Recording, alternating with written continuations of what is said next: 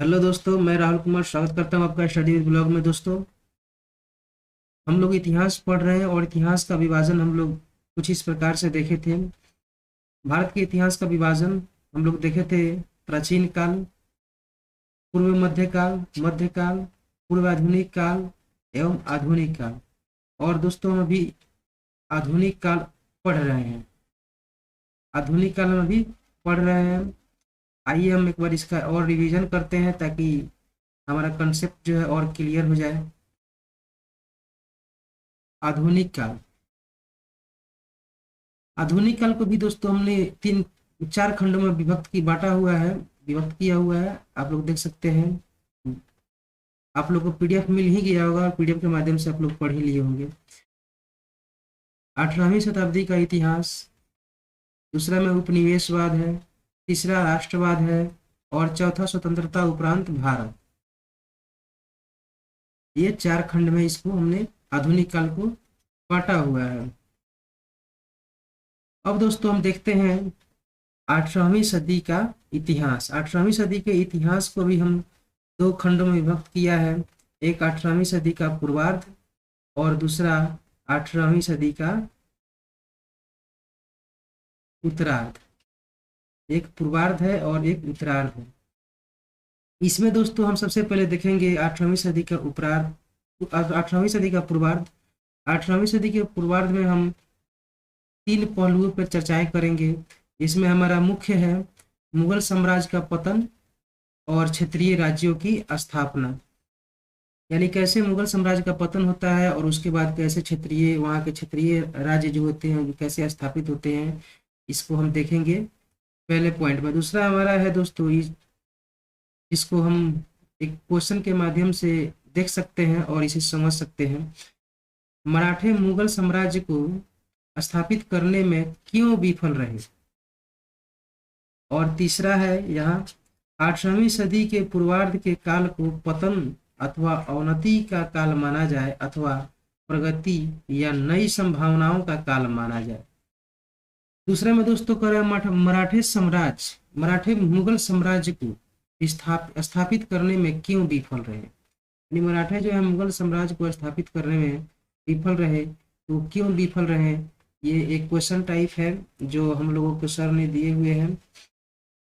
और तीसरा जो है ये भी हम एक क्वेश्चन ही कर सकते हैं और ये यूपीएससी मेंस का क्वेश्चन भी रहा है। इस पे क्वेश्चन भी आए हुए हैं बहुत सारे, तो इसको हम एक प्रश्न के रूप में देख सकते हैं और इसको हम समझ सकते हैं। आप लोग के पास पीडीएफ चला गया होगा, पीडीएफ के माध्यम से आप लोग इसको देख लीजिएगा। अगर आपको इसके बारे में और डीपली जानना है तो कमेंट करके बताइएगा, मैं फिर से इसके लिए अलग से वीडियो बना दूंगा। दोस्तों हम चलते हैं अपने मेन टॉपिक पे, मुगल साम्राज्य का पतन। मुगल साम्राज्य का पतन कैसे होता है और वहां से क्षेत्रीय राज्य जो है उसकी स्थापना कैसे होती है, यहाँ हम देखते हैं।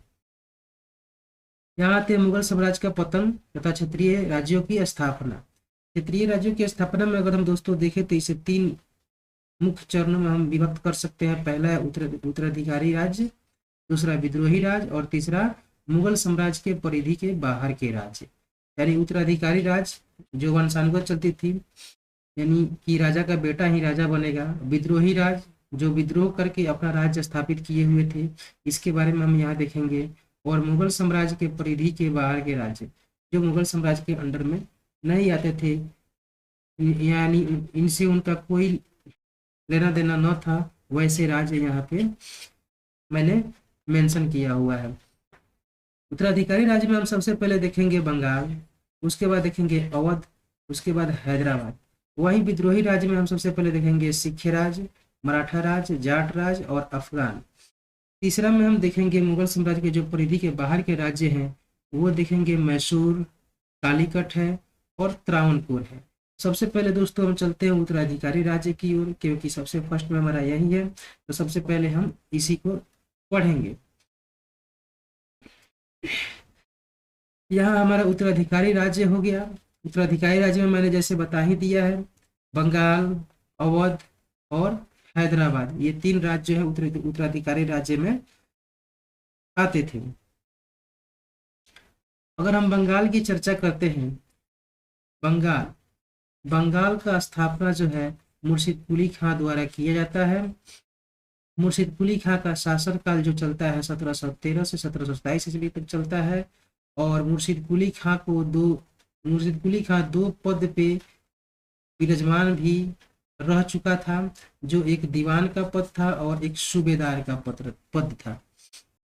अब हम देखते हैं दोस्तों, दीवान दीवान को पहले जान लेते हैं, दीवान क्या हुआ था। तो ये दीवान जो था उस समय राजस्व वसूली करते थे, यानी इसे हम एक प्रकार से राजस्व विभाग पदाधिकारी के रूप में हम कह सकते हैं। राजस्व विभाग पदाधिकारी हम इसको कह सकते हैं। वही हम सूबेदार को देखते हैं। सूबेदार जो था एक जो फौज, उसमें जो फौज होती थी, फौज है ना, उसका सबसे सर्वोच्चतम जो पद होता था,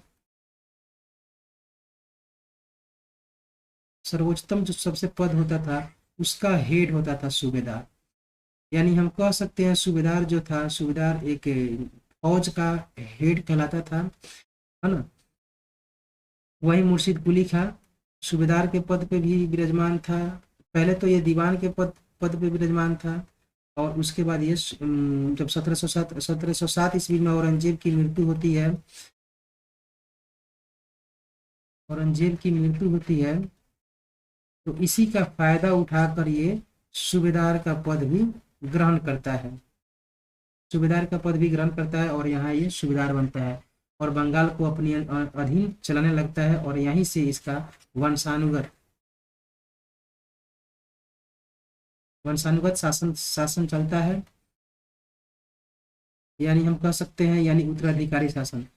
दोस्तों इसके बाद इसकी मृत्यु जो है 1727 ईस्वी में हो जाती है।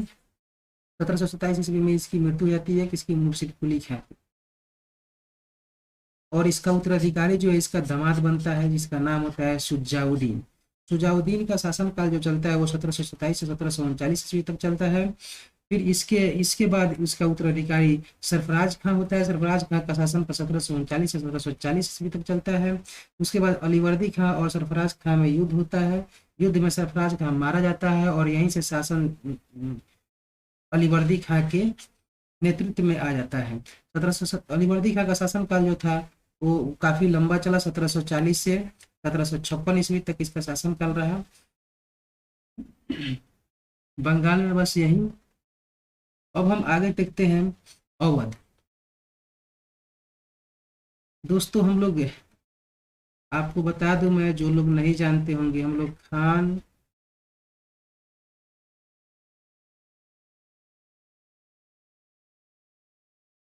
खान सर के यूपीएससी बैच के विद्यार्थी हैं, और यह वीडियो जो चल रहा है,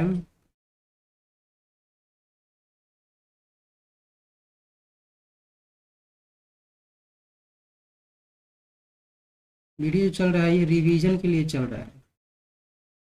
तो इसमें वही चलेगा जो हम लोग के क्लास में अभी पढ़ाई हो रही है या हो चुकी है, उस पर हम डिस्कस कर सकते हैं। जो पढ़ाई हमारी हो चुकी है या अभी जो पढ़ाई हमारी चल रही है उस पर केवल हम चर्चाएं करेंगे। तो आप लोग ये मत सोचिएगा कि हाँ बंगाल के बारे में थोड़ा सा बताए, है ना, अवध के बारे में थोड़ा सा बताए। जितना हम लोग को सर बताए हुए हम लोग उसी का रिवाइज करेंगे, क्योंकि सर के अंडर में ही हम लोगों को चलना है। तो इसको हम लोग देखते हुए आगे हम नहीं कुछ बता रहे हैं आप लोगों को। यदि आपको आगे कुछ जानना होगा तो आप लोग कमेंट कर दीजिएगा। अगर बंगाल के बारे में कुछ विशेष कर जानना होगा, जैसे बंगाल के बारे में दोस्तों हम कह सकते हैं क्या, बंगाल जो था पहले, जब यहाँ बंगाल जो था, जब मुर्शिद कुली खां इसका स्थापना किया, क्या इससे पहले भी बंगाल हो सकता था? क्वेश्चन मार्क हम यहाँ पे लगा सकते हैं कि बंगाल क्या, जब मुर्शिद कुली खां स्थापना किया तभी बंगाल था? ऐसा तो हो ही नहीं सकता है। बंगाल भी होगा, वो किस नाम से था, कैसे था, वहाँ का शासन कैसा था, वहाँ का शासक कैसा था, इसके बारे में भी हम लोग जान सकते हैं। यदि आप लोग को अलग से कुछ जानना होगा तो अलग से आप लोग कमेंट कीजिएगा, इसका वीडियो मैं अलग से आप लोग को बना के प्रोवाइड कर दूंगा, ठीक है। अभी हम सिर्फ वही देखेंगे जो हमारे बैच में चल रहा है, ताकि हम लोग का अच्छे से रिवीजन हो सके और हर टॉपिक पे जो सर जितना बता रहे हैं उतना ही पकड़ हो सके, क्योंकि सर का कहना है कि जो अभी चल रहा है उसके उससे कुछ हम लोग ज़्यादा नहीं पढ़ेंगे, उससे ज़्यादा पढ़ने की आवश्यकता नहीं है। उससे ज़्यादा पढ़ेंगे हम लोग इधर उधर फंस जाएंगे, और फिर वहीं किताबें ढोने वाली बात हम लोग की चलती रहेगी, और यूपीएससी यूपीएससी केवल चिल्लाते रह जाएंगे। तो हम लोग खान सर के यूपीएससी बैच के माध्यम से हम लोग पढ़ रहे हैं, और उन्हीं के सिलेबस के अनुसार, उन्हीं के मैटर के अनुसार, उन्हीं के टॉपिक के अनुसार हम लोग अपना रिवाइज करते चलेंगे। इसमें कुछ एक्स्ट्रा मेंशन नहीं किया जाएगा। आपको एक्स्ट्रा जानना होगा तो कमेंट बॉक्स में कीजिएगा कि हमको इस टॉपिक पे एक्स्ट्रा जानना है, आप लोगों को बता दिया जाएगा। ठीक है, अब दोस्तों हम देखते हैं अवध। अवध की स्थापना जो 722 ईस्वी में सादत खां के द्वारा होती है। सादत खां जो होता है एक मुगल वजीर होता है। इसकी मृत्यु 1739 ईस्वी में होती है, और इसके बाद इसका उत्तराधिकारी सफदर जंग, ये भी एक मुगल वजीर था, यह भी एक मुगल वजीर था। अब दोस्तों हम यहाँ पे देख लेते हैं वजीर। वजीर का मतलब क्या होता है? तो वजीर जो दोस्तों कहते हैं, उस समय जो राजा का सलाहकार हुआ करता था वही वजीर कहलाता था। यानी दोस्तों हम एक रूप में इसको कह सकते हैं राजा का मंत्री। राजा का मंत्री, राजा के मंत्री को हम वजीर कहते हैं। ठीक है, तो इसको आप लोग अच्छे से समझ गए होंगे कि राजा का सलाहकर्ता जो है वही वजीर कहलाता है। यानी राजा का सलाहकर्ता आखिर उसमें कौन होता था? तो मंत्री ही होता था, तो हम मंत्री इसको कह सकते हैं। ठीक है, तो इसका उत्तराधिकारी सफदर जंग होता है, यह भी एक मुगल वजीर होता है। और दोस्तों आप लोग को एक बात और यहाँ पे बता दूं, अवध के नवाब को, ये मैं अपनी तरफ से बता दे रहा हूँ क्योंकि ये बताना जरूरी है। अवध के नवाब को नवाब वजीर भी कहा जाता है। इसे क्यों नवाब वजीर कहा जाता है? क्योंकि ये मुगल वजीर, जितने भी उत्तराधिकारी इसके हुए थे, जितने भी शासक हुए थे, वे सब क्या थे? मुगल वजीर थे। इसीलिए इसे क्या कहा गया है? इसीलिए इसे नवाब वजीर भी, इसके नवाब को नवाब वजीर भी कहा जाता है। ठीक है, ये बात आप लोग याद रखिएगा। अब दोस्तों हम चलते हैं हैदराबाद की ओर। हैदराबाद का संस्थापक जो है निजाम उल मुल्क, निजामुल मुल्क, जिनको चिंकलीज खां भी कहते हैं, है ना। कहीं कहीं निजामुल मुल्क इस प्रकार से लिखा हुआ रहता है, निजामुल मुल्क। तो आप लोग घबराइएगा नहीं इसे देख के, है ना। ये मैं इसलिए बता दिया हूँ क्योंकि मैंने भी बहुत जगह इसको देखा है, और सर के नोट्स में तो हम लोग के यही है निजामुल मुल्क। इसको भी मैंने देखा है और इसको भी देखा है, दोनों को पहले तो यही मिलता है, लेकिन कहीं कहीं आपको ये मिल जाएगा। ठीक है, निजामुल मुल्क चिलखलीज खां के नाम से भी जाना जाता है। 1722 से 1724 तक इसका शासनकाल रहता है। यह भी एक मुगल वजीर के पद पर रहता है। यह भी एक मुगल वजीर के पद पर रहता है, यानी कि मंत्री के पद पे रहता है। अब दोस्तों यहाँ पे अपने साम्राज्य से असंतुष्ट होकर हैदराबाद चला गया, और 1724 ईस्वी में इसने स्वतंत्र राज्य की स्थापना की। ये दोस्तों यहाँ पे आप लोगों को कुछ मैं बताना चाहूँगा, क्योंकि ये नहीं होना चाहिए लेकिन मेंशन हो गया है, तो आप लोग को मैं बता दूं कि किससे असंतुष्ट होकर हैदराबाद चला गया, और 1724 ईस्वी में जो है इसने स्वतंत्र भारत की स्थापना की। तो दोस्तों सबसे पहले हम जान लेते हैं, इसको जानने के लिए सबसे पहले हम जानेंगे निजामुल मुल्क के बारे में।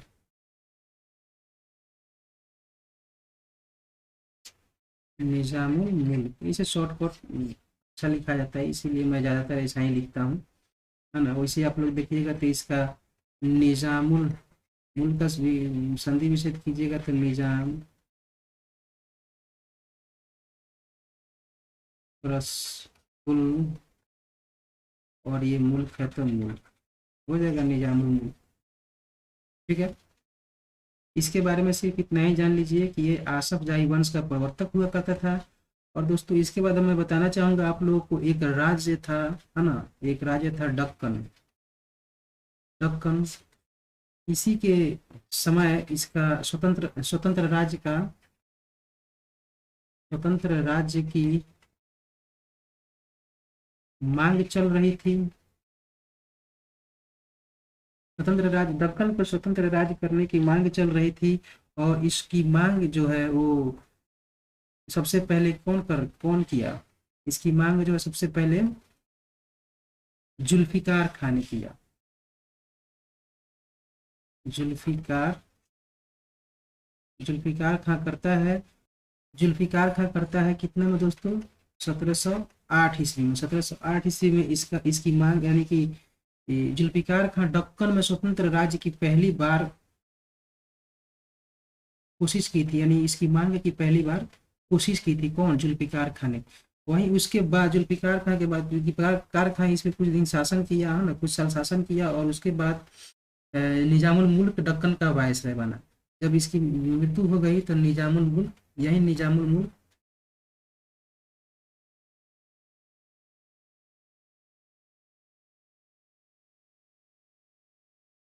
निजामुल मुल्क जो है इसका दक्कन का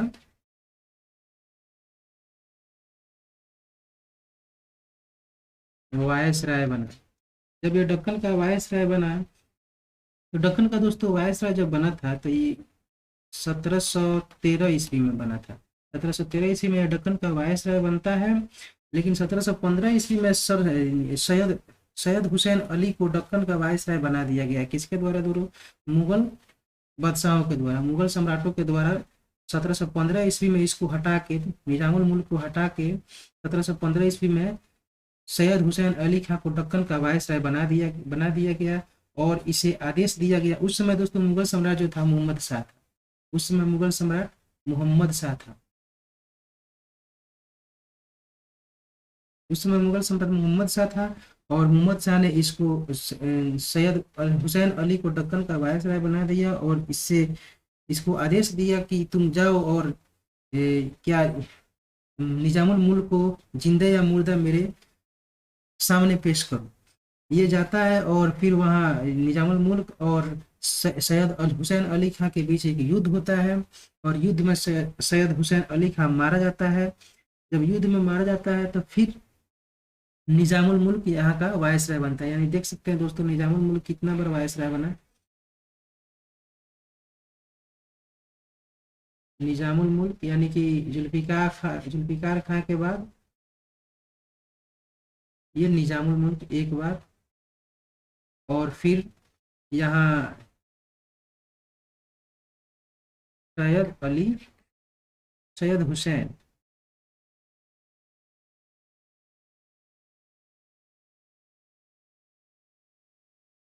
सैयद हुसैन अली के बाद फिर ये निजामुल मुल्क वायसराय बना। निजामुल मुल्क वायसराय बना। और इससे जो दोस्तों तंग आकर मोहम्मद शाह ने इससे तंग आकर, निजामुल मुल्क से तंग आकर इसको ही दक्कन का वायसराय बना दिया। वायसराय बना दिया। कुछ दिन शासन करने के बाद जब ये शासन करने लगा तो मुगल के अधीन शासन करने लगा। मुगल के अधीन शासन करने लगा। और शासन करते करते इतना तंग हो गया कि ये भाग कर हैदराबाद गया। ये हैदराबाद गया और वहाँ से, है ना, 1724 ईस्वी में इसने हैदराबाद को स्वतंत्र राज्य बना दिया। यही दोस्तों इसकी कहानी है। आशा करता हूँ कि आप लोग को अच्छी लगी होगी। अब दोस्तों हम देखते हैं, इसमें हमारा बंगाल हो गया,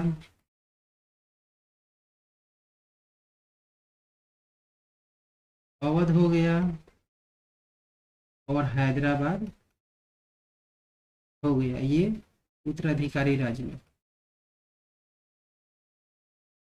उत्तराधिकारी राज्य में। अब दोस्तों हम आगे चलते हैं विद्रोही राज। विद्रोही राज्य में जो आते हैं वो सिख राज्य हैं, मराठा राज्य हैं, जाट राज्य और अफगान, है ना।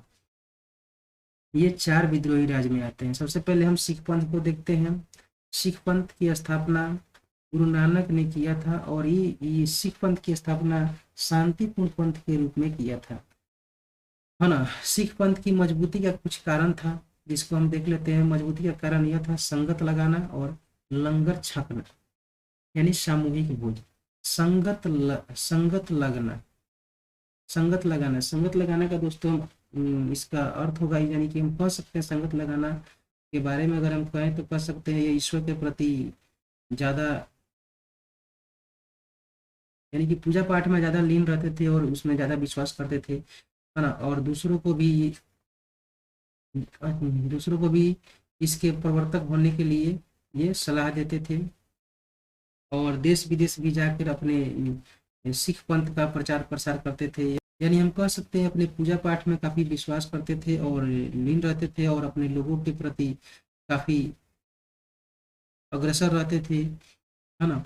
और लंगर छकना का अर्थ है, लंगर छकना यानी एक सामूहिक भोज होता था जिसमें सारे समुदाय के लोग इसमें एक साथ बैठकर भोजन करते थे। सारे समुदाय के लोग साथ भोजन करते थे। ये लंगर छकना का अर्थ है, यानी कि एक सामूहिक भोज होता था जिसमें सभी धर्म के लोग सभी आते थे और इसमें एक साथ बैठ के इसमें अपना भोजन ग्रहण करते थे। इसी को हम लंगर छकना कहते हैं। ठीक है, ये हमारा हो गया। अब हम चलते हैं मराठा राज्य की ओर। मराठा राज्य की स्थापना शिवाजी ने किया। 1674 से 1818 ईस्वी तक इनका शासनकाल रहा। मराठा राज्य में हम इतना ही जानेंगे क्योंकि हमारे सिलेबस में इतना ही है अभी। अब दोस्तों हम देखते हैं यहाँ जाट जो होते थे ये किसान होते थे, खेती गृहस्थी करते थे, किसान होते थे। इनका निवास स्थान जो था दिल्ली, आगरा और मथुरा के इर्द गिर्द में इनका निवास स्थान था, यानी ये निवास करते थे दिल्ली, आगरा और मथुरा के इर्द गिर्द में ये निवास करते थे। जाटों ने दोस्तों 2 विद्रोह किया था। जाटों ने कुछ विद्रोह किया था जिनमें एक का नाम है गोकुल जाट और दूसरे का नाम है राजा राम जाट। गोकुल जाट ने 1600, जैसे हमारे पीडीएफ में लिखा हुआ है 1667, लेकिन दोस्तों कहीं कहीं ये 1669 भी देखने को मिल जाता है। और मैंने जहाँ तक सोचा है ये 1669 ही ये मुख्य रूप से सही हो सकता है। तो आप लोग इसको एक बार देख लीजिएगा, है ना। क्योंकि गोकुल जाट मुझे लगता है कि 1669 में ही विद्रोह किए थे, 1667 में शायद इसने विद्रोह नहीं किया था। लेकिन अगर सर दिए हैं तो मैं ये भी देखा हूँ किसी बुक में और ये भी दोनों देखा हूँ, है ना। लेकिन अभी भी मैं भी कंफर्म नहीं हूँ कि होगा आखिर का। तो आप लोग इसको एक बार देख लीजिएगा अपने स्तर से। क्योंकि दोस्तों गोकुल जाट की मृत्यु होती है, ये हमको इतना याद है, गोकुल जाट की मृत्यु 1 जनवरी, है ना, 1670 ईस्वी में होती है। इसकी मृत्यु औरंगजेब करवाया था, औरंगजेब ने। और इसकी मृत्यु दोस्तों बहुत दर्दनाक हुई थी। आइए थोड़ा सा हम इस पे बता देते हैं आपको, हाँ। औरंगजेब ने इसे पकड़वाया, गिरफ्तार किया और इसकी मृत्यु कुतवाली चौक के चबूतरे पर किया गया। कुतवाली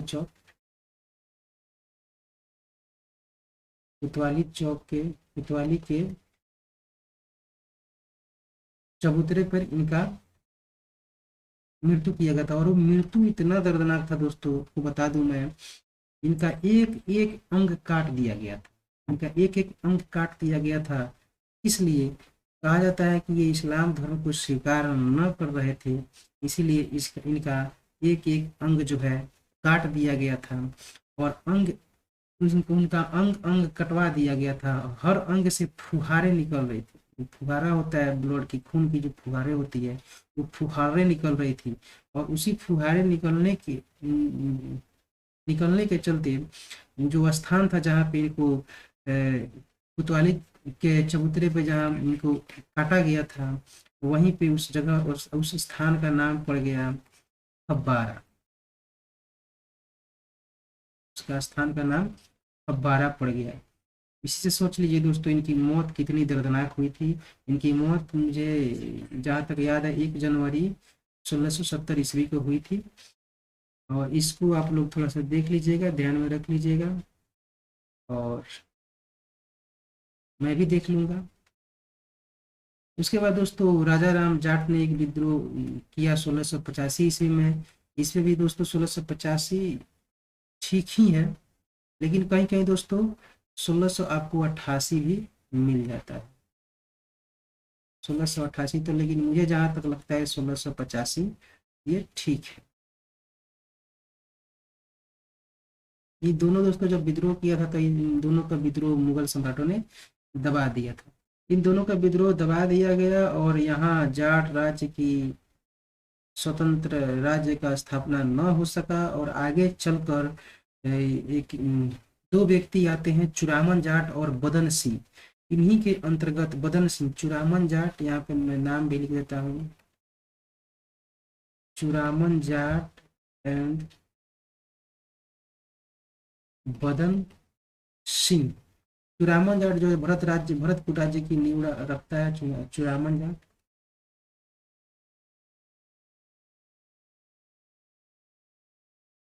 भरतपुर राज्य की नींव रखता है और बदन सिंह राज्य को सुदृढ़ किया, यानी राज्य को सुदृढ़ कर दिया वहाँ का, है ना। और इन दोनों के नेतृत्व में जो है जाट राज्य की स्थापना होती है। जाट राज्य की स्थापना इन दोनों के नेतृत्व में होती है।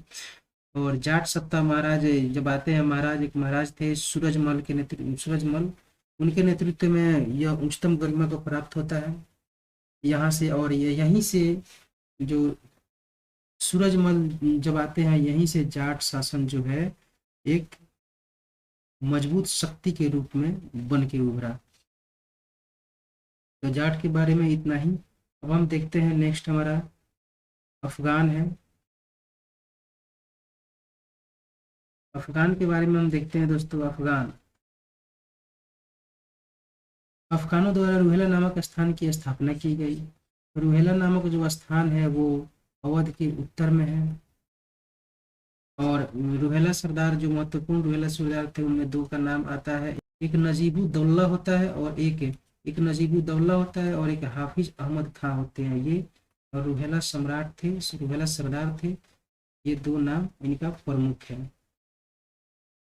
अब आगे हम देखते हैं दोस्तों मुगल साम्राज्य के परिधि के बाहर के राज्य। मुगल साम्राज्य के जो परिधि के बाहर के राज्य थे उसमें मैसूर आ गया, कालीकट आ गया और त्रावणकोर आ जाता है।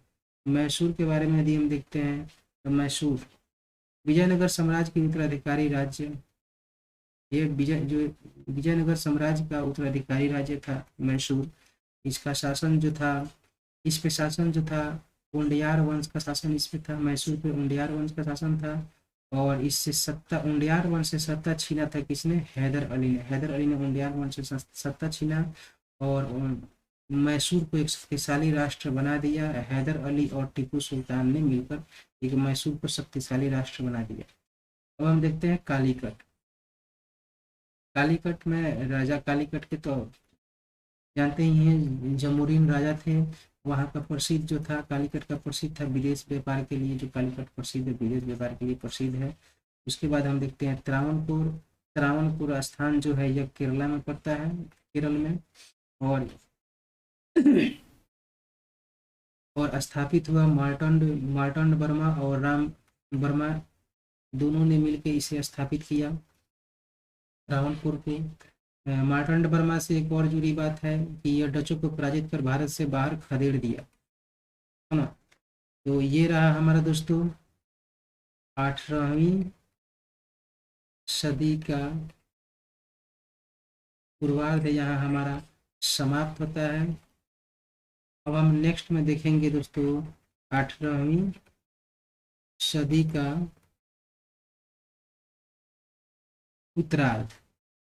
आप लोग कमेंट कर बताइएगा वीडियो आप लोग को कैसा लगा, और क्या ऐसे वीडियो आप लोग को चाहिए। तो मैं ऐसे वीडियो बना के आपकी और मेरे रिवाइज के लिए, रिवीजन के लिए मैं अपलोड करता रहूँगा। आज के लिए इतना ही। जय हिंद।